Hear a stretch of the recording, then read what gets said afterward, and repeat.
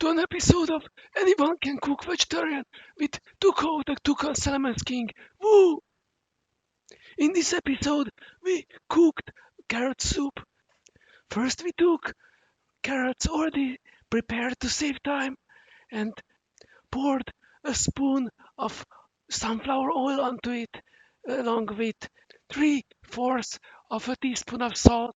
We let the carrots boil with eventually also a bit of water until the water got a bit of color. Then we added enough water so that 3/4 of the bowl got filled. After letting the carrots boil in there for 10 minutes, we took potatoes sliced up and then added those too and let them also sit for 10 minutes. Finally, we took 1 egg together with 3 spoons of flour as noodles and also a teaspoon of salad vegetables and added them to the soup.